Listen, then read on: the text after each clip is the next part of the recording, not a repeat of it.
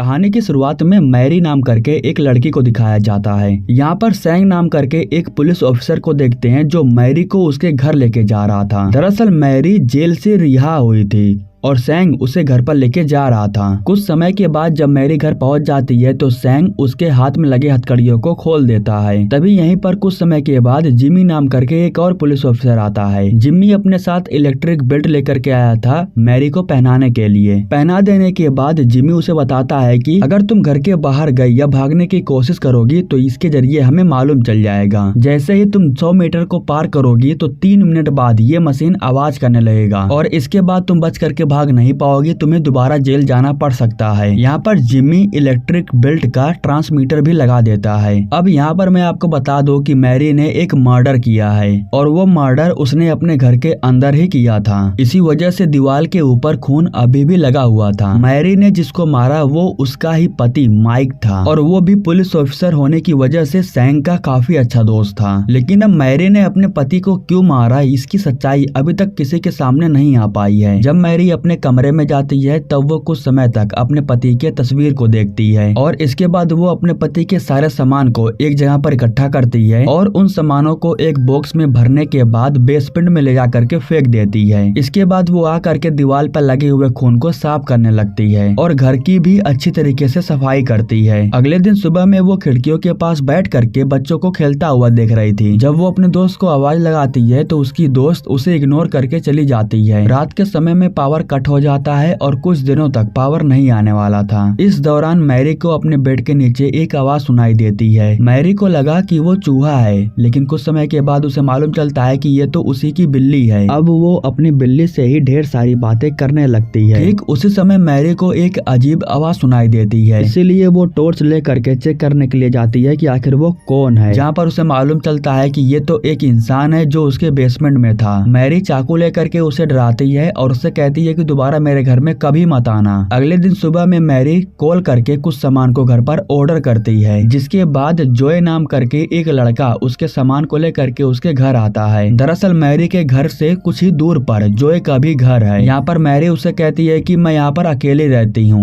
और मैं घर से बाहर भी नहीं जा सकती हूँ, इसलिए मैं चाहती हूँ कि तुम मेरे सामान को पहुँचा दिया करो। जोए को इसके बदले में टिप मिलता है, इसलिए वो सामान पहुँचाने के लिए तैयार हो जाता है। जोए के चले जाने के बाद रात के समय में जब मैरी स्मोक करने के लिए जाती है, ठीक उसी समय उसे किसी की परछाई दिखाई देती है, जिसको देख करके वो बहुत डर जाती है और जल्दबाजी के चक्कर में सीढ़ियों से नीचे गिर जाती है। अब वो भूत प्रेत जो भी था वो मैरी के धीरे धीरे बहुत करीब आ जाता है। मैरी जैसे ही भागने की कोशिश करती है तो वो नीचे गिर करके बेहोश हो जाती है। कुछ समय के बाद सैंग आ करके उसे उठाता है और उससे पूछता है कि आखिर बात क्या है। हालांकि मैरी कहती है कि कुछ नहीं, बस मैं सीढ़ियों से नीचे गिर गई थी। लेकिन सैंग कहता है कि नहीं, तुम झूठ बोल रही हो, घर के अंदर कोई तो जरूर है। खैर इसके बाद सैंग चला जाता है और मैरी रात भर नहीं सोती है। अगले दिन सुबह में वो फ्रेश होने के लिए वॉशरूम में जाती है और अपने जख्मों को ढकने लगती है। यहाँ पर वो खुद से कहती है कि भूत प्रेत जैसी कोई चीज नहीं होती है, वो एक मेरा वहम था। हालांकि मैरी ने दीवार पर लगे हुए खून को साफ कर दिया था, लेकिन फिर भी वो दोबारा वहाँ पर लग जाता है। मैरी घर बैठे ही काम करने के लिए ऑनलाइन काम ढूंढने लगती है। इस तरीके से उसका सारा दिन घर के अंदर ही बीत रहा था। एक दिन जब वो बैठ करके अखबार को पढ़ रही थी तो किचन में रखा हुआ सारा सामान अचानक से हिलने लगता है और इसके बाद किचन का सारा सामान मैरी के ऊपर गिरने लगता है। ऐसा बिल्कुल लग रहा था कि कोई तो है जो सारे सामान को मैरी के ऊपर जानबूझ करके फेंक रहा है। इसके बाद मैरी कहती है कि इसलिए मैंने तुम्हें मारा, तुम इसी के लायक हो। दरअसल वो प्रेत आत्मा कोई और नहीं बल्कि मैरी का पति माइक ही है, जो मरने के बाद भी मैरी को परेशान कर रहा है। एक दिन लुसियाना नाम करके एक लड़की उसके घर पर आती है। वो कुछ कागज पर साइन करवाने के लिए मैरी के पास आई थी। दरअसल मारने से पहले मैरी की माँ ने इस घर को उसके नाम पर कर दिया था। हालांकि मैरी की माँ ने बाकी के प्रॉपर्टी को दान में दे दिया था। लुसियाना कहती है कि मैं चाहती हूँ कि दोबारा तुम ऐसी गलती ना करो जिसकी वजह से तुम्हें जेल जाना पड़े। अगर तुम दोबारा जेल में गई तो तुमसे ये घर भी छीन लिया जाएगा। अगले दिन थैंक्स गिविंग का एक त्योहार था, इसलिए मैरी बहुत अच्छे से तैयार हुई थी। सभी बच्चे एक दूसरे के घर जा करके सामान ले रहे थे। मैरी के पास से चॉकलेट लेने के लिए उसके पास एक बच्चा आता है, लेकिन तभी उसके पास दूसरा बच्चा आता है और उससे कहता है कि हम इनके पास से सामान नहीं ले सकते हैं। मैरी ने अपने पति का खून किया है और ये बात आसपास के सभी लोगों को मालूम है, इसलिए जो भी उसके आसपास हैं वे सभी लोग मैरी को एक बुरा इंसान समझते हैं और अपने बच्चों को भी मैरी से दूर रखना चाहते हैं। सुबह हो जाने के बाद जोए ढेर सारे सामान को लेकर के मैरी के घर आता है। यहाँ पर वो मैरी के पैर में इलेक्ट्रिक बेल्ट को देख लेता है। तब जोए कहता है कि मेरे पिता को भी 6 महीने के लिए ये लगा था, इसलिए मेरी माँ उनसे बहुत नाराज थी और वो उन्हें छोड़ करके चली गई। मैरी की हालत देख करके जोए उससे कहता है कि अगर तुम मुझे कुछ बताना चाहती हो तो बता सकती हो, इससे तुम्हारा बोझ भी हल्का हो जाएगा और मैं तुम्हारी बातों का विश्वास भी करूंगा। मैरी बताती है कि जब मेरी शादी माइक के साथ हुई तब हम कुछ महीनों तक बहुत खुश थे, लेकिन इसके बाद माइक अपने पुलिस के काम को लेकर के बाहर रहने लगा और मुझ पर ध्यान नहीं दे रहा था। वो पी करके घर आता था और मुझे बहुत पीटता था। उस रात हाथापाई के बीच मैंने खुद को बचाने के लिए उसके ऊपर वार किया। उसके ऊपर मैंने 3 बार चाकू से हमला किया, जिसकी वजह से उसकी मौत हो गई। मैंने ये जानबूझ करके नहीं किया, मैं तो बस अपने आप को बचा रही थी। मेरे जितने भी दोस्त लोग थे अब वे लोग मुझसे बात करना बंद कर चुके हैं। मेरे पास कोई नहीं आना चाहता है, सभी लोग मुझसे दूर भागते हैं क्योंकि सबको लगता है कि मैं एक बुरी इंसान हूँ और उन्हें भी नुकसान पहुँचा सकती हूँ। यहाँ पर जोए मैरी को अपना पर्सनल नंबर देता है और उससे कहता है कि अगर तुम्हें किसी भी चीज की जरूरत हो तो तुम मुझसे संपर्क कर सकती हो। इसके बाद मैरी जोए के जरिए लाइब्रेरी से किताब मंगवाती है जो कि भूत प्रेत वाला था। वो ये जानना चाहती थी कि आखिर भूत प्रेत को घर के बाहर कैसे निकाला जा सकता है। किताब में लिखा हुआ था कि जिस इंसान का भूत आपको परेशान कर रहा है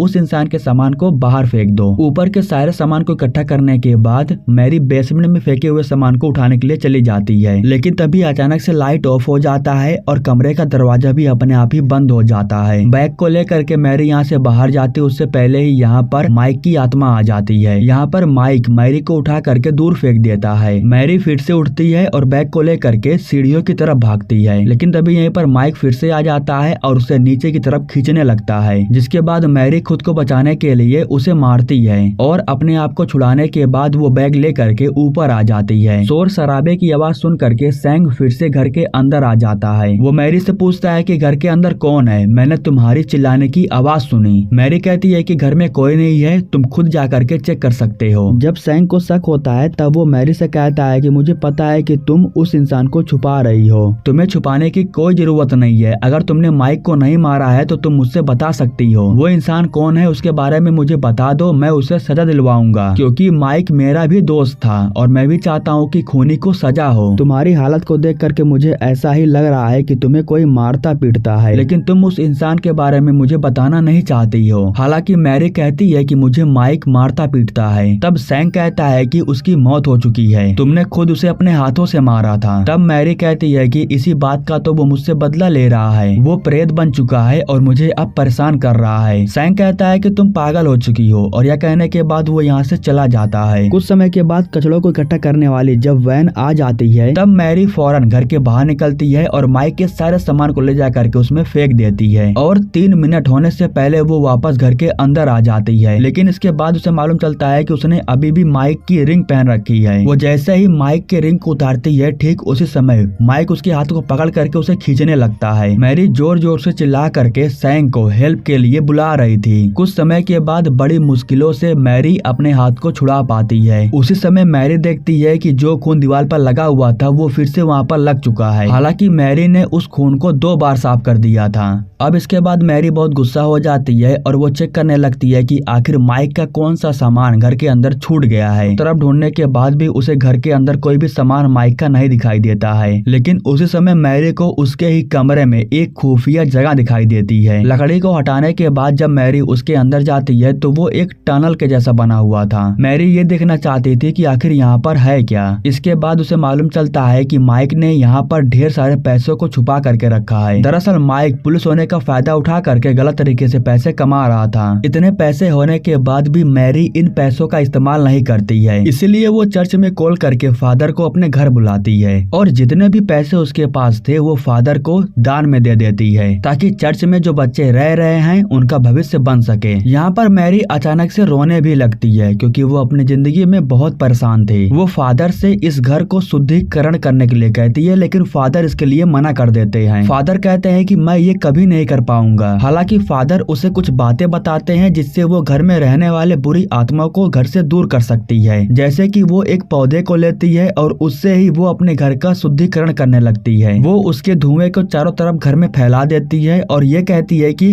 मेरे घर में जो बुरी आत्मा है वो दूर चली जाए। लेकिन इसी दौरान माइक यहाँ पर आ जाता है और वो फिर से मैरी को बहुत ज्यादा पीटने लगता है। यहाँ पर मैरी को ये मालूम चल जाता है कि माइक उससे क्या चाहता है। दरअसल वो मैरी को मारना चाहता था और उसे भी अपने पास बुलाना चाहता था, लेकिन मैरी उसका सामना करती है और कहती है कि मैं तुमसे नहीं डरती हूँ, मैं तुम्हारे पास कभी नहीं आऊंगी और ना ही मैं इस घर को छोड़ करके जाऊंगी। रात में काफी ज्यादा परेशान हो जाने के बाद वो जोय के पास कॉल करके उससे बात करती है। जोय कहता है कि अगर तुम परेशान हो तो मैं तुम्हारे घर आ सकता हूँ, हम दोनों साथ में बैठ करके खाना खाएंगे। हालांकि मैरी कहती है कि अगर तुम इस वक्त आओगे तो बिल्कुल भी ठीक नहीं होगा, लेकिन उसके मना करने के बाद भी जोय उसके घर आकर के पहुंच जाता है। बाहर बारिश हो रहा था, जिसके बाद मैरी उसे घर की चाबी देती है और उसे घर के अंदर आने के लिए कहती है। यहाँ पर हम देखते हैं कि जो सैंग था वो जोय को घर के अंदर जाता हुआ देखता है। घर के अंदर जाने के बाद जब जोय और मैरी साथ में इंटीमेट हो रहे थे, तब यहाँ पर माइक ऊपर से मैरी को उसके साथ बिस्तर में देखता है। इसी वजह से अगले दिन सुबह हो जाने के बाद माइक उसे बहुत मारता है और इतना ज्यादा मार देता है जिसकी वजह से जोय की मौत हो जाती है। शोर शराबा काफी ज्यादा हो रहा था जिसकी आवाज सैंग सुन लेता है और सैंग को ये भी पता है कि रात के समय में जोय उसके घर के अंदर गया था लेकिन दिन में बाहर नहीं आया, इसलिए वो घर के अंदर आना चाहता था, लेकिन जो मैरी थी वो उसे कुछ समय के लिए बाहर रुकने के लिए कहती है। सैंग के आने से पहले मैरी जोय की लाश को छुपा देती है। सैंग पूरे घर में चारों तरफ ढूंढता है लेकिन उसे जोय कहीं पर भी नहीं दिखाई देता है। वो मैरी से कहता है कि मुझे पता है कि जोय इसी घर में आया था, लेकिन अब तुमने उसे कहीं पर छुपा दिया है। ठीक उसी समय ऊपर की छत टूट जाती है और जोय की लाश सैंग के ऊपर आकर के गिरती है। अब यहाँ पर सैंग को यही लग रहा था कि मैरी ने जोय को भी जान से मार दिया है, इसलिए वो उसे लेकर के पुलिस स्टेशन में जा रहा था। लेकिन वो उसे लेकर के जाता उससे पहले यहाँ पर माइक आ जाता है और वो सैंग के ऊपर हमला कर देता है। माइक फौरन घर के अंदर चारों तरफ आग लगा देता है। किसी भी कीमत पर वो मैरी को मारना चाहता था।